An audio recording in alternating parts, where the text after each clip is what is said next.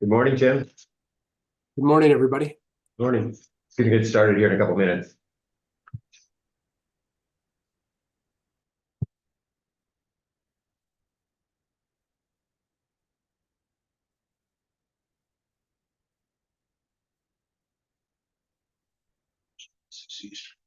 Really cheap. Keep it. You want to have some fun going to YouTube and look at the yacht arriving for the F1 and Monaco.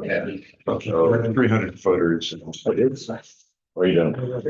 $300 million, $500 million. Some of them have got Bugattis that they put up on at the top of their car to just.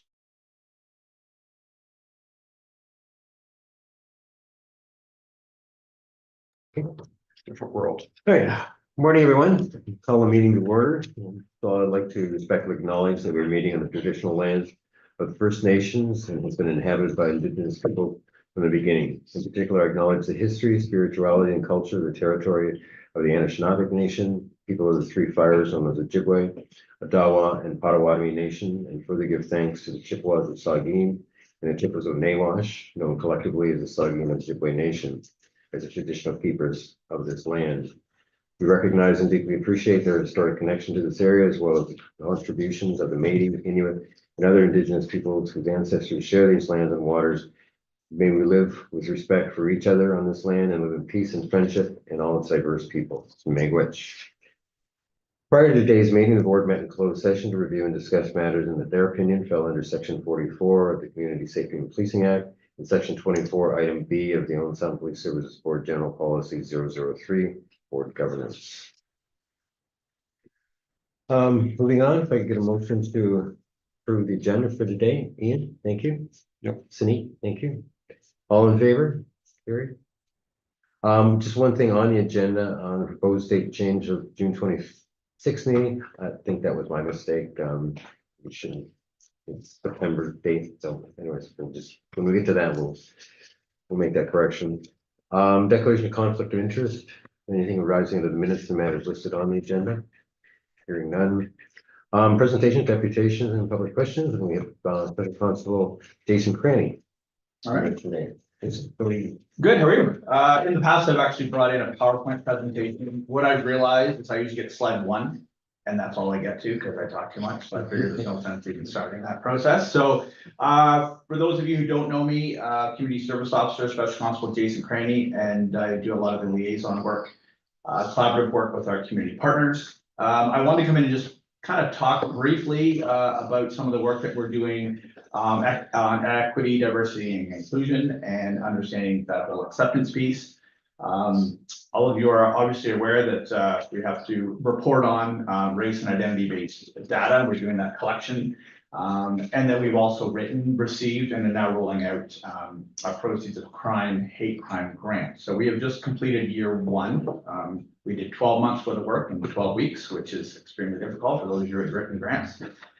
Just really wanted to give everybody kind of an update of where we're at and where we're heading moving forward, especially as it relates to our community partners and our ever-changing community and the landscape we have here in Owen Sound. I would say very confidently, because I've been to a couple trainings lately, that we might be, if we're not the most progressive small mid-sized service, we're certainly at the forefront. The last 2 conferences, we were the only small service at the last 2 conferences. One focused on equity, diversity, and inclusion, and the other one was on Indigenous Liaison Officers Conference. So I think that's really progressive as well. And we're also bringing the Simon Wiesenthal Center here to Owen Sound. So our officers will get some training on anti-Semitism, understanding hate as it relates to our Jewish community. And we have reached out for training on Islamophobia and understanding Islamophobia and how hate towards Islam and our Muslim community as well, just so our officers have a better understanding, because oftentimes we don't know what we don't know. So education is always paramount at the forefront. Obviously, the big services, Toronto, Peel, York, Durham, they have this type of training in place and embedded for obvious reasons. We don't, but I think it's something that we are certainly moving towards, and thankfully we have the funding availability right now to start that process, so we're really kind of excited to do that. And I know our officers, and talking to them, it did, you know, when we did our Indigenous training last year and the year prior, they were quite interested to learn about our urban Indigenous communities and certainly the history around that. So just a little bit about the work that we have been doing. When we wrote the grant, it was really imperative that we can't write a grant as police focused. It had to be community focused, and we had to have community partners at the table. So we've had our three school boards, French Catholic, Catholic, and Public, Y Settlement Services, Grey Bruce Local Immigration, Georgian College and their international student program. And what we also thought was really important was reaching out to our predominantly Caucasian or white community to educate them and to be standing with our partners to educate them on things that people may just not know, or to break down some of the stereotypes that might currently exist. And so we also reached out to the Owen Sound Attack, and they're very, very interested in being partners with us. And we've actually run a very small event in March. Sunita, I'm not sure if you were there, but I know Y Settlement Services were. We were certainly there as well with Grey Bruce Local Immigration. And we had just set up a collaborative booth just so people could come up and ask questions.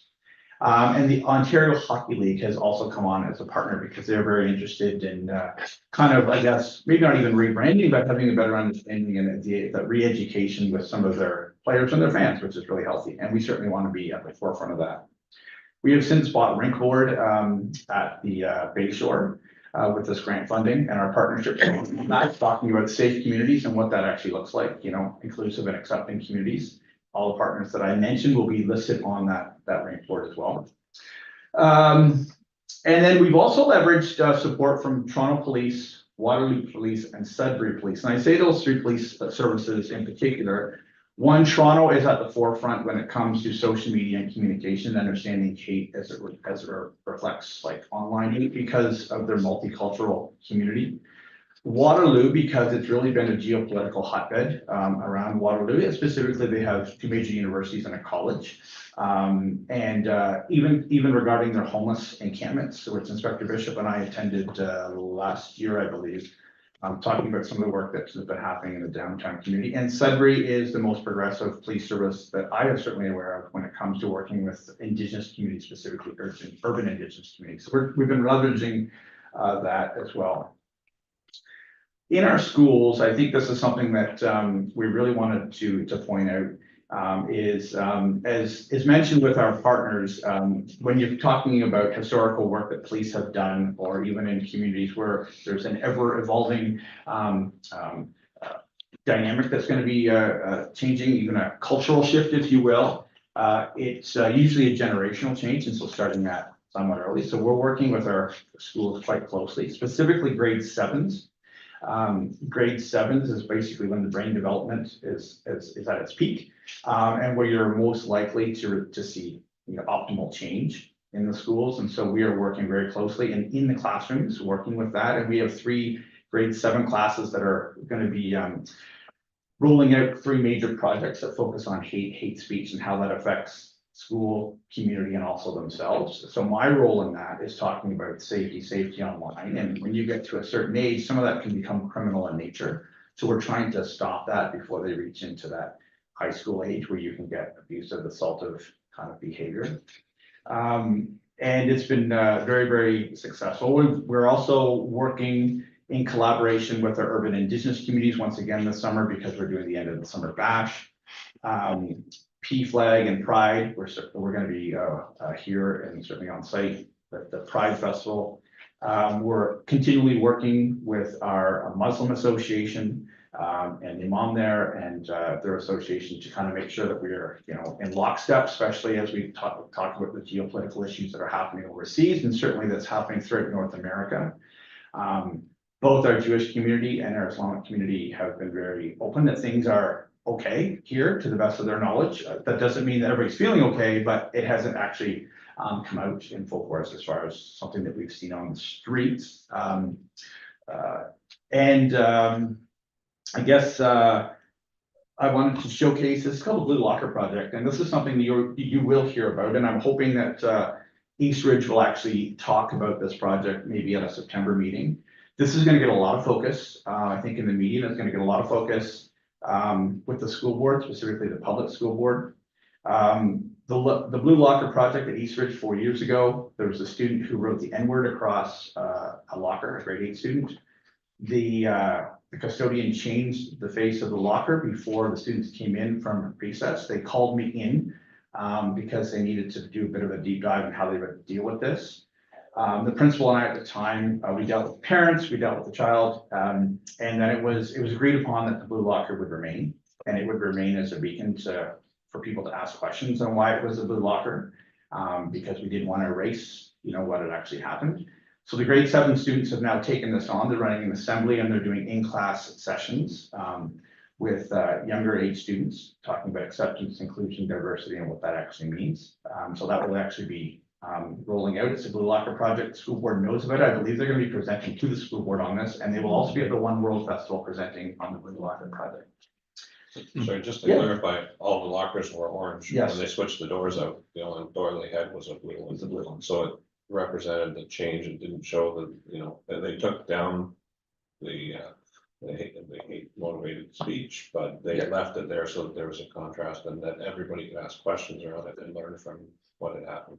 So when classes go by that locker now, when I'm there, we go by, we ask the kids to open up the lockers, the orange locker and the blue locker. We ask them to look inside, they look inside, we ask them what the difference is, they say nothing. We shut the locker, what's the difference? One's blue, one's orange. Open the locker again, what's inside, anything different? No. Why should that be any different for somebody who is a person of color? Really, it's irrelevant what color the locker is, absolutely irrelevant, it serves the same purpose. It's very useful, students use it and it really doesn't matter. So it doesn't matter in this very, sterile structural environment. Why should it matter if your classmate is brown, white, black, indigenous? It really doesn't. And so it just kind of gives that tangible teaching tool for younger youth to understand that. And so it's been a message that's been really powerful, and they're actually going to be doing a lot more work with regards to that. So we've been working closely with them. And I guess kind of lastly and wrapping up, as we move forward, we're also working in collaboration with the One World Festival. So we're a lot more closely this year than we have in previous years. So we have certainly worked with the One World Festival organizations. And then there's going to be equity, diversity conference. Actually, it's equity and belongingness, acceptance and belongingness conference. It's actually happening in September. We're a partner in that, a major partner in that. And it's going to be more of a large scale conference where Board of Eds, I believe municipal partners, community partners will be invited. And we're also all going to be sitting down at the base show. We rented all the rooms out to talk a little bit about equity, diversity, inclusion, how we move this forward in a positive, proactive way as community partners. So And the date of that is?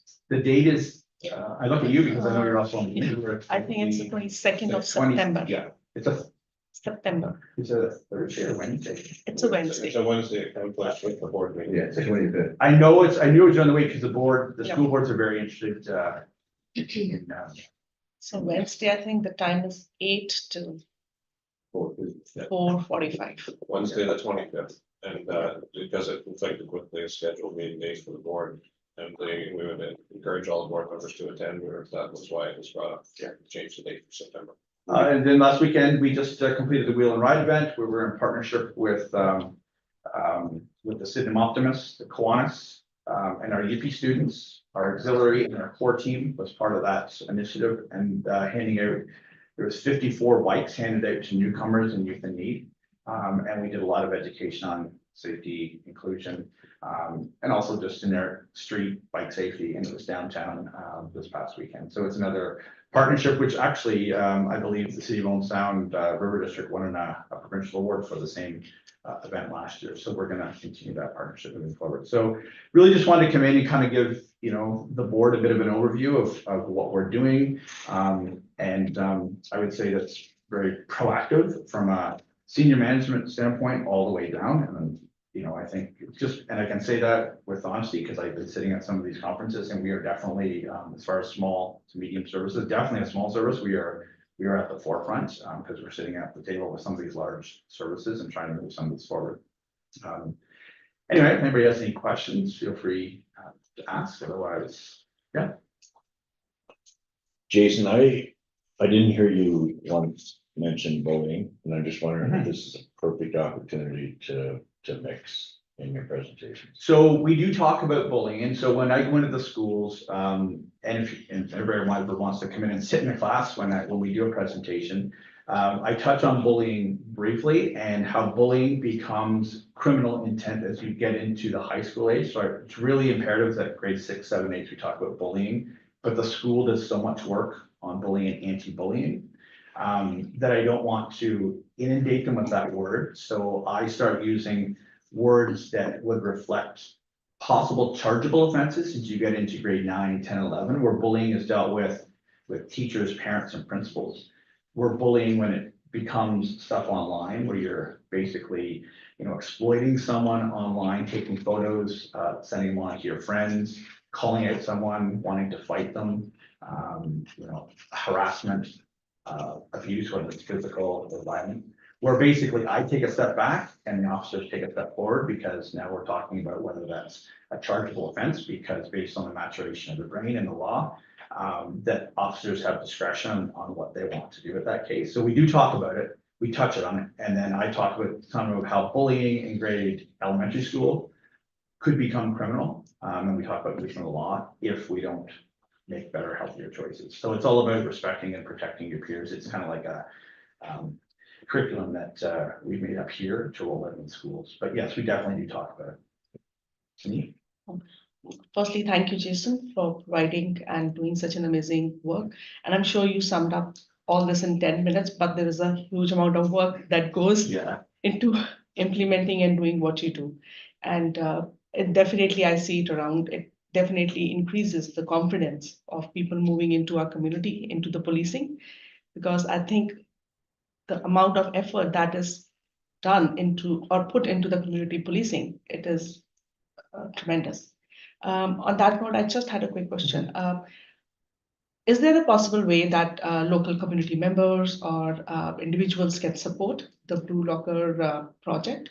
Yeah, so it's going to come to completion. The students are going to be presenting to their school next week, and they are writing an application to be at the One World Festival. And after that, I'll be working with the principal and the school board, because they're grade 7, they will all be back for grade 8. I think that there's definitely an opportunity to work with the school. Hillcrest, I will be sending good information to community partners, because theirs is all art driven, and they're going to be having an art display, so people can actually go tour the work that they've actually been doing. It's called The Power of One. And so that's what they're currently working on. So definitely the community can come to that one. We've kept the community out now just because they're really nervous and they're really start rolling this out. But moving forward, I've told them that when you do something powerful, it's hard, it's nerve-wracking, and it's not going to feel comfortable. But when you actually finish, it's going to feel pretty cool. So when they're done, I think the answer is yes. I would actually like to see them at the September conference, whether they just do, they just have a display and people can come and ask questions, or whether they do like a little 2 5-minute talk about what the project is, why it is, and kind of what they're doing moving forward. Yeah, well, that's good. Thank you. And I think on that too, like when the Blue Locker campaign's done and we move forward, I mean, you just came back from the COYO, which is the youth officers, community officers, youth officers conference, and I think it's an ideal presentation topic for the COYO conference next year as well. That we should be pushing forward to explain what we're doing here locally and how it can expand across the province. We can certainly look to write an abstract for that for sure. It should be expanding right across the Blue Water board to every school if it hasn't already. I think that this will definitely gain some, if you've done stuff enough, you know when things are starting to gain some traction, and this is one that this class actually specifically, the N-word was used a lot in this class. So that's why I was in this class early. So this started back in January, and we're in June, and the steps that some of these students have taken are amazing. Like really, truly are. Some of it is stuff that's happening in the home, so it's not necessarily youth focused, and so that's what my job is, to make sure that we make mistakes, but we have, our language does matter. But this class has been exceptional as far as where they were and where they've come from, because it wasn't so great back in January. They've done some really, really good work, and kudos to the teacher and the principal there too, because they've been supporting the initiative along the way. Excellent. Okay. Thank you. Thanks, Steve.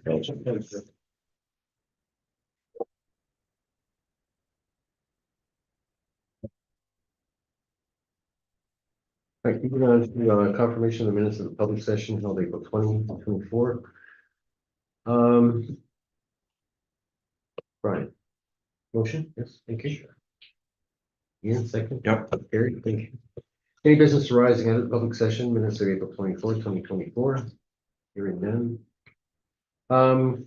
Correspondence received, there was a poster come out for law enforcement torch run for the Special Olympics. I encourage all of you to participate where you can. Unfortunately, I won't be able to participate because I'll be away that week, but and as I said to Craig, I said I don't run that much, but you can also drive and pick people up. It's a run and walk. It can be from here up to the McCarthy Center Fairgrounds. If anybody's interested, there's registration forms here.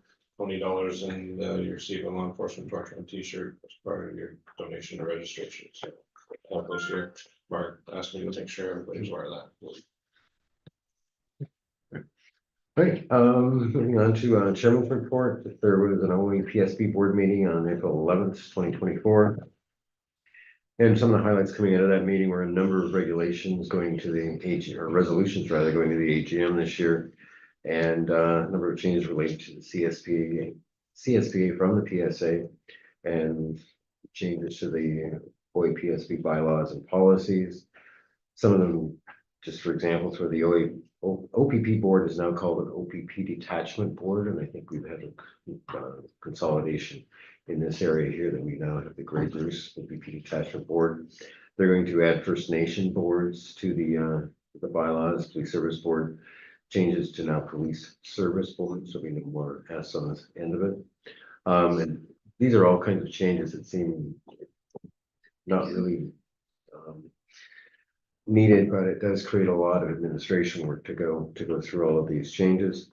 There's also discussion on a change to the OSPSB name. We haven't decided on that one. There's a lot of comments about that. Also clarification of the expectation of the First Nations position on the OSPSB board. And you also confirm the nomination report on who will serve on the OSPS board for the next 3 years. And from our side, that would be me for zone 5. And then the other zones were also confirmed at that meeting. Under governance, and sorry, any questions on what's going on at the OSPSB board, or the AGM is coming up next week, as well as the spring conference, and then looking at the agenda. I think everyone would have received a copy of the agenda, I think. Yes. So you can just have an idea what's going on, and I'll try and give you a report as much as I can coming June meeting, which we will. Under governance, I really don't have much other than expect a lot of changes coming to our own policies and bylaws as a result of the new CSPA. And our representative from the ministry, Dwayne Sprague, do you have anything to add to that? No, unfortunately, No. Okay, great, thank you. So moving on to item number 10, reports from Inspector Bishop on criminal investigation unit range. Board Chair. First on CIB, I believe, was our agenda. CIB report is there. Reaches here. Oh, Regis here? Do it after. We have to, sorry, Jim, we have to pause for a moment. Regis here and the goodie cards here, so we'll be back shortly.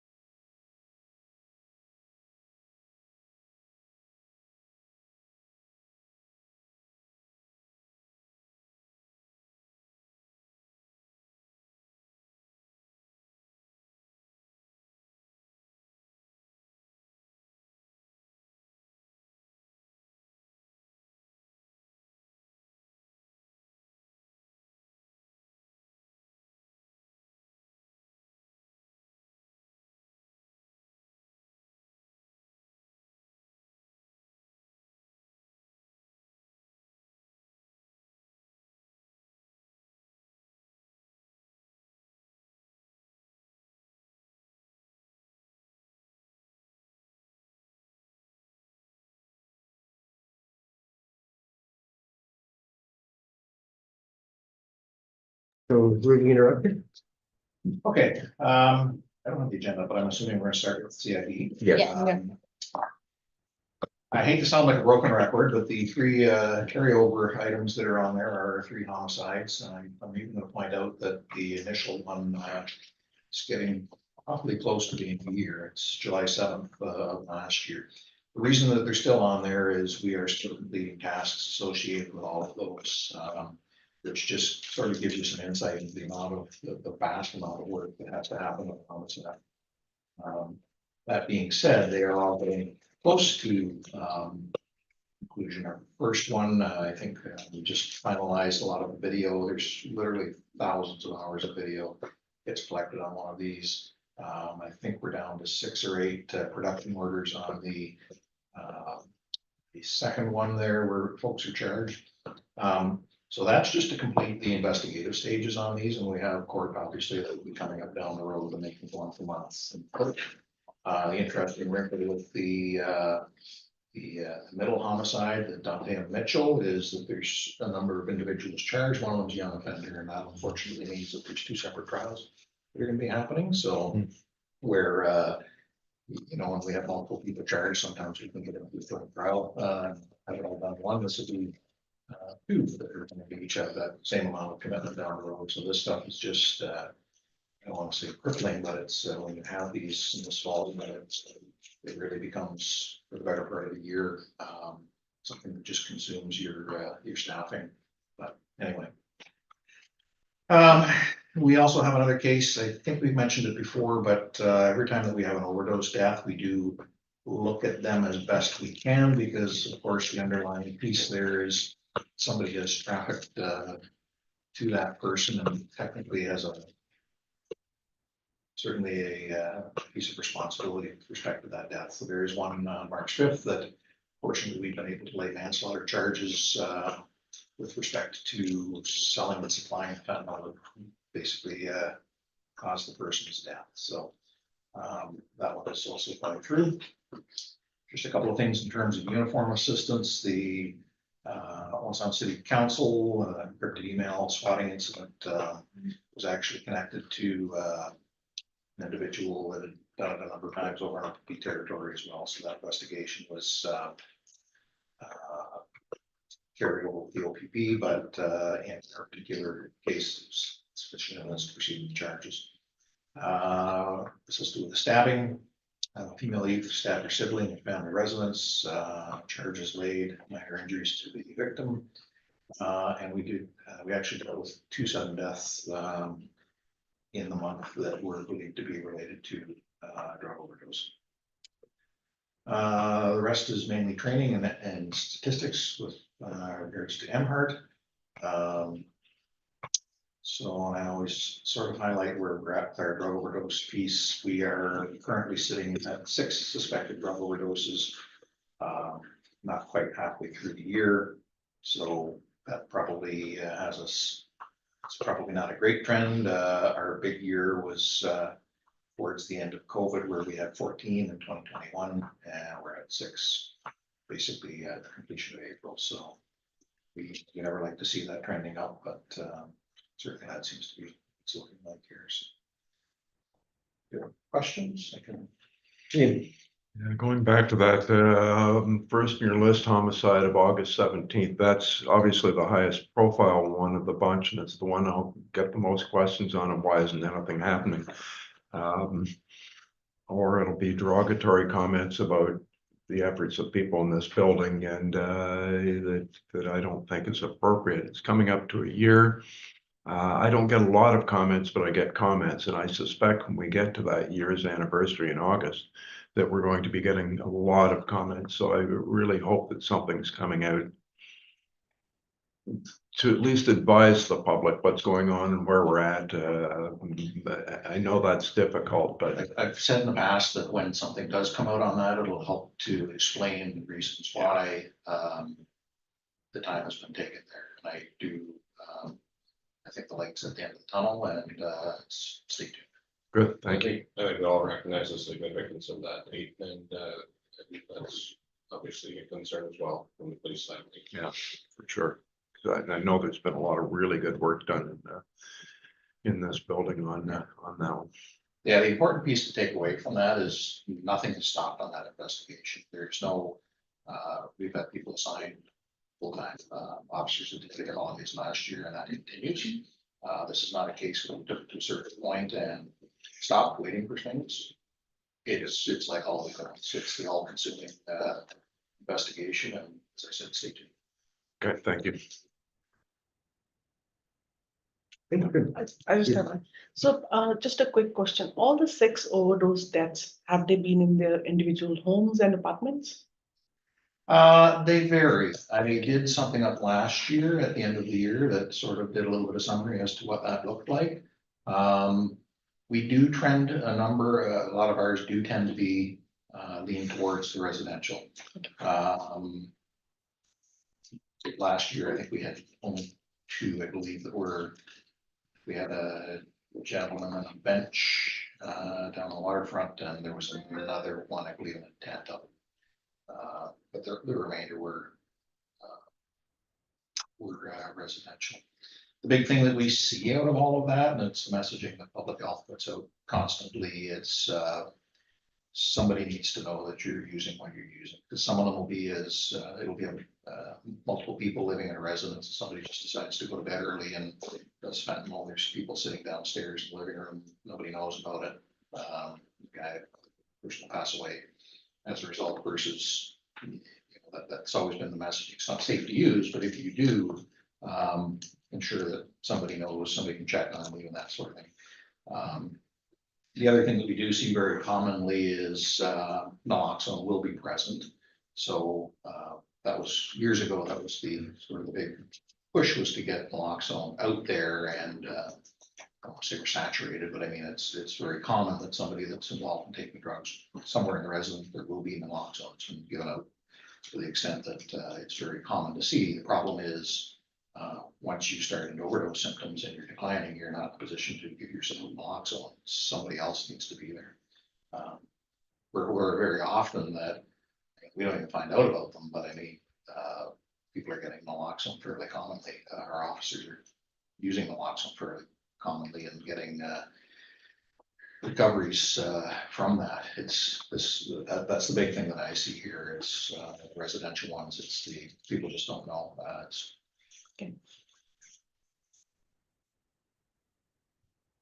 Any other questions from the perspective? Moving on to the auxiliary report unit. So auxiliary unit, I always say this, was very busy for April, 243 hours. We got an auxiliary unit in the month of April. A couple of just highlight items. Probably aware the Royal Canadian Legion hosted the District C Spring Convention here this year. So they did a parade that down through the River District with respect to their convention. There's a couple hundred people that showed up for that. So our auxiliary assisted in facilitating that parade. And they've had just anecdotally a bit of training with respect to traffic control from Sergeant Gurney. So this time of year, obviously, we start heating up with all of our summer events through May and June, so it gets very busy. So that's where we rely very heavily on our auxiliary. Okay. Any questions? Moving on to core. So again, with core, we are not at full complement in core. I'm sure the chief will comment during the staffing updates as to progress that we've made in those areas. 46 hours of foot patrol.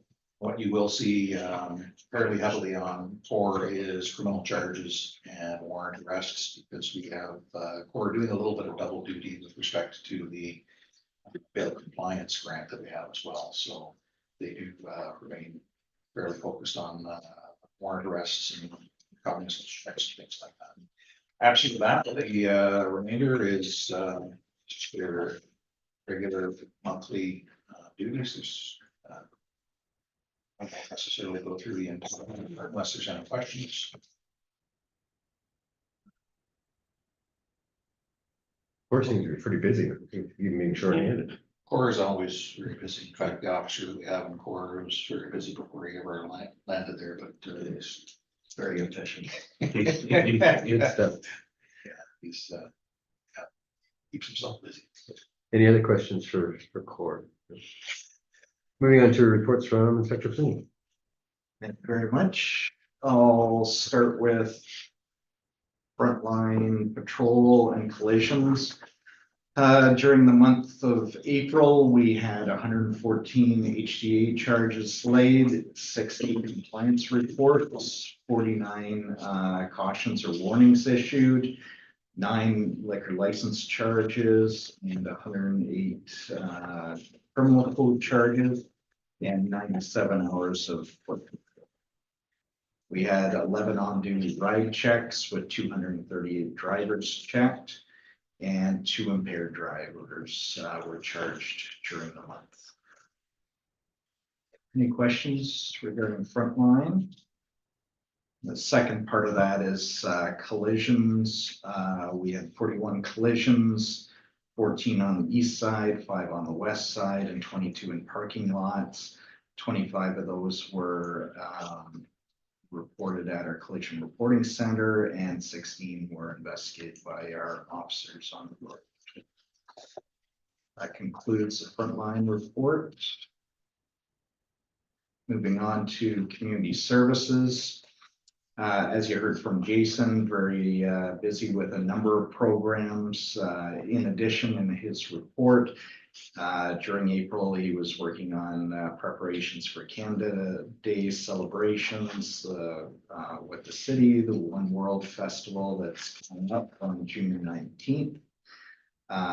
Safe Schools meetings at Hillcrest, the Wheel and Ride event, also torch run planning. He had presentations at several schools, acceptance and inclusion at St. Dominic Savio, Alexandra, Hillcrest, and Eastridge. He was at St. Mary's for a presentation on social media and internet safety. Also at one of the younger schools at St. Basil's with the grade 1s for a police show and tell. So lots of presentations at the school. He also had training, as you heard, equity, diversity, and inclusion course that was put on through the OSPSB, social media online course, and also he was getting some training on CamSafe through the Belleville Police. And also attached there is some of the photos from what he's been doing, the Blue Locker project at Eastridge. Also some of the social media that we're getting out to try and attract people to apply for the positions here. And also the EDI course that he was on. That's it for community services. Moving on to lost hours in training, we had 17 full-time members report sick or injured during April for a total of 588 hours. We had 2 members on WSIB for a total of 236 hours. Training during April, we had 3 supervisors attend the incident command training course. Down in Walkerton, we had members on major case management, commercial motor vehicle enforcement, the search warrant course. Dave also provided some training to the sergeants and acting sergeants on the new CSPA, risk management and incident command. We also had our civilian directors come in and provide some training on records management. And our recruit, one recruit continues their training down on the basic constable training course at the police college. That concludes my reports. Just a question for you, to scroll back up to the chart there. So I noticed it's jumped significantly from April 23 to March and April of 2024, not only number of members, but number of hours. Is that just a timing issue or? It was a bad month, and also some of it is longer term injuries. So people off for quite a long time. And then we did, unfortunately, with the 17 full-time members, have a lot of one-offs with flu or Okay. whatnot. It just seemed to stand out, that was all. Yeah. All right, good, thank you, appreciate that. Any questions, any further questions? Doctor? Right, moving on to report from Director of Civilian Services. On bylaws. I will cover that off. So you're seeing the new format report that was changed through a meeting or two ago. Just a couple of interesting things. It's good to report our bulk record searches are up year to date over last year, up 9% and up 14% over last month. So those are, of course, the revenue generating items that we have here. So it's good to see those numbers going up. The executed warrants is kind of interesting, where you see we're up 43% year to date with respect to executed warrants, and that would be a direct result of the bill compliance and grant monies received and the assignment of the officer that we spoke about to that. So very good to see that money came in, because that allowed us to work a little bit more proactively with respect to the bulk of the warrants that sometimes the officers don't necessarily get as much time as they'd like to be able to go around and work on execution. And there's always a number of warrants that kind of sit in the hopper here, hoping that we're going to run into the person who's allowed for our team to go out and actively do some roundups. So the other interesting thing I see is that numbers have dropped a little bit over last month, and that is interestingly, they work on all the easy ones first, kind of thing. Quite a bit of roundup, and they have to work a little bit harder to get to the ones that are happening here now, but it's good to see those all get cleaned up. The remainder of the report essentially speaks for itself. Unless you have any questions, it just is all with respect to our normal court security and court attendance pieces.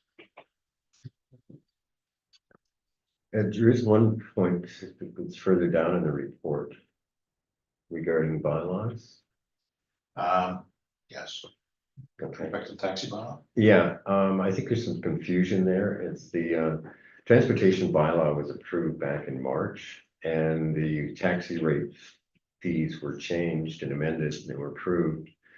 There was some inquiries from internally that there was going to be changes to the ride share, and that was not the case. It was only being made to the taxi. So what we have got right now is that it hasn't been posted to the board drive or whatever it is. We're having problems with the page numbers, but the rest of it's been approved. So whatever the numbers appear on it, I think they have copies of that now. But it's just going back through the original document, there were so many section breaks, it's hard to find them all. So the page numbers are sequential. So just for clarity there, the taxi rates were changed back in March. Nothing was done with ride share. I will check with our bylaw person, see if that has been addressed or whether that still needs clarification. I think that was the issue there. There was a bylaw person thought there was going to be changes to ride share. Okay. And there wasn't, it was only taxi. Okay, great. Any other questions? Moving on for report from Director of Corporate Services. I can look at it. Okay. So report on the communications center. So human resources continues to be a big focus, getting additional staffing there. So during April, all the part-time dispatchers hired in the fall class, they completed their mentorship and are now successfully working on their own. So some good news there. The winter training class also completed their training in April and are now on their mentorship. One of the recently trained members resigned, bringing the part-time vacancies up to 5. However, 12 interviews were conducted in April and 5 candidates are currently in the background stage. And it's anticipated that there will be a new class in June. For 911 calls, there were 5,025 emergency calls coming through 911 to our communications center during April, representing an average of 168 calls per day. This is up 8% of the average rate of 155 calls that we had in March, but down 16% in total 911 volume year to date compared to 2023. And most of the metrics show a similar pattern with the other calls coming in.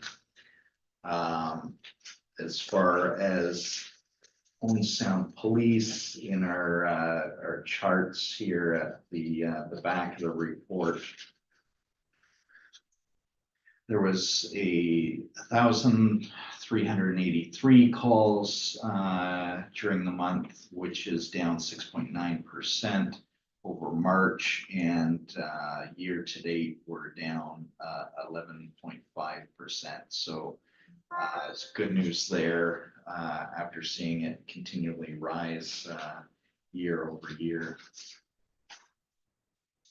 As far as IT goes, the IT department ran a competition for a vacant part-time position, which included some skill testing. There was 50 applicants, and they were able to select a successful candidate, which started in mid-May. The OPP interop certification for province-wide new radio system for OPP was completed in April, with final programming by the OPP to be conducted in May. They've also been involved with some of the issues with the ongoing renovation of the communications center and with equipment requirements and layout. There's been extensive documentation for submissions and discussions with vendors for Next Gen 911 and for our own communication center and our hosted clients, and a new microwave system at the Owen Sound Courthouse was installed,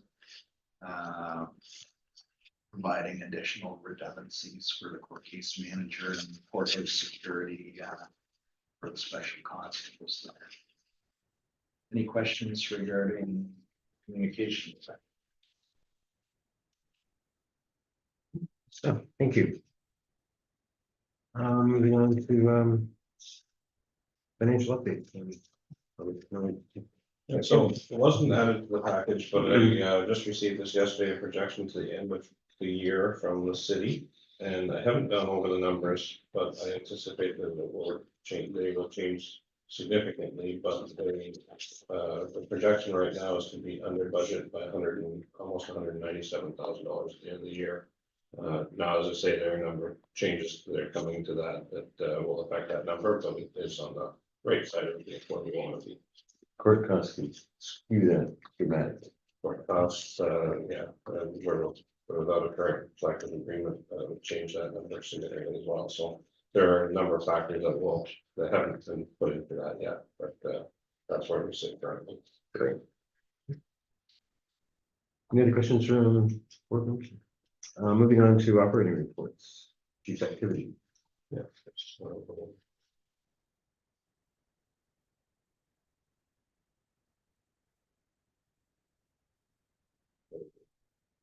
Okay. Oh, yeah, okay. So as you can see, there was a lot of time spent doing HR interviews for several positions within the service, a significant amount of time. And just to highlight some of the other things, the dispatch renovations are ongoing and spent some time doing that. Criminal court meetings, that was just starting to ramp up, and it's significant for May, and it's much higher. I also attended the West Region Ontario Court of Justice Planning Day in London to address some of the backlogs within the courts, and spent a whole day there with both the with all the representatives from across the West Region, but at our table was the Regional Senior Justice Morneau, Regional Justice of the Peace Ball, and as well as court staff to look at efficiencies and ideas at improving the court how it's running currently within all of West Region, but we are specific to our table addressing issues in the Owen Sound and Walker. So, and we continue to work with Carleton University, and that research project should be starting this month. And then that is going to address some of the gaps in use of community services and demands that end up coming to the police. So they'll be doing some work with our community partners downtown to interview individuals to see about why they aren't using the services that may be available to them, and do a report based on that through a research grant through Carleton University. That's and also Jeff and I spent a morning with Bright Shores and talking about crisis and the police and emergency response, and how we all interact. And we did like a daily session, and basically highlighted some of the roles and responsibilities to inform each other on to what some of the delays are and what some of the turnover delays are, and how we can make those more efficient and improve the turnover time at the hospital. That was a significant morning as well. Any questions for the chief? Thank you. Moving on to item number 16. Number A is the. Is it 17? Yes. 17. Number 0. The proposed date for the June meeting, that's misnomer. It's actually the next item. It's September 25th meeting, and that's because of the EDI presentation for long. And any thoughts on proposals for the September meeting, the alternate date? We want to do it the week before, the week after. It will be a longer meeting because it'll be the first one after summer. Yes.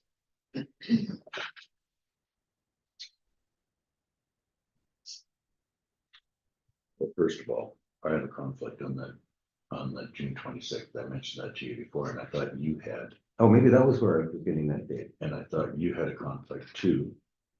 And I thought that's why it was brought up, and now you're just skipping it, so I'm confused.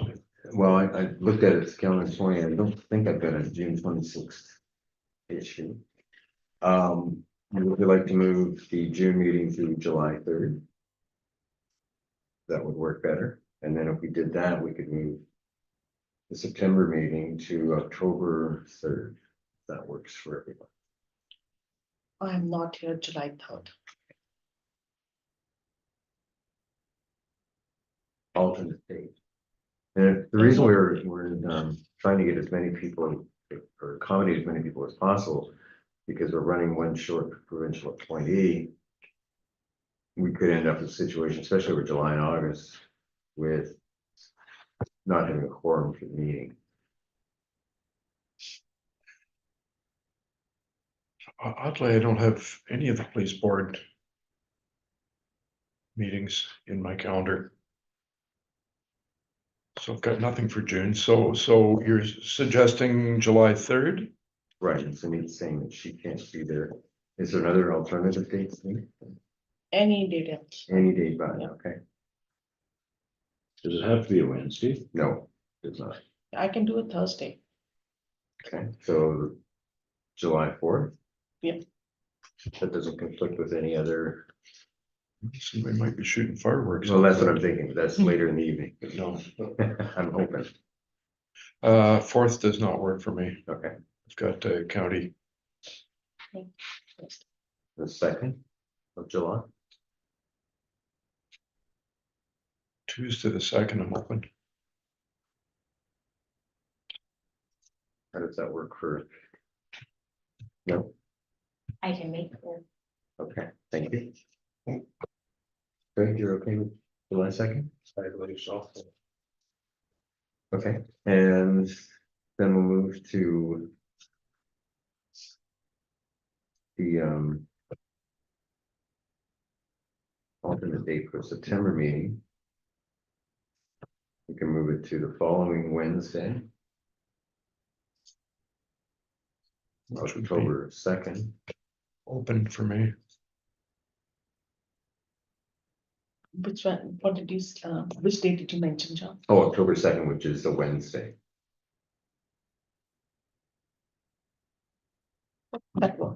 That works. Right, you're okay.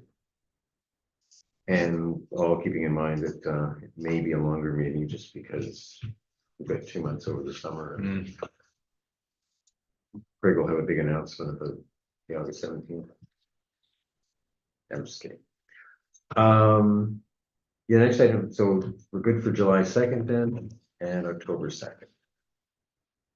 Formats the same, you're okay for that?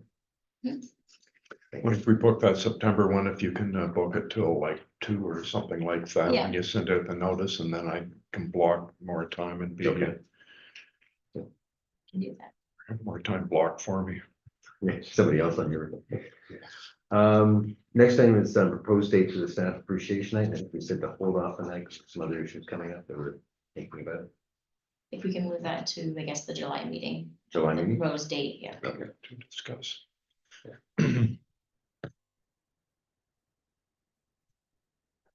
Any other items that anyone has or might have or wants to add to the agenda for next meeting in July 2nd? Okay, hearing none, termination of the public meeting at 11:02. Thanks, everyone. Appreciate it.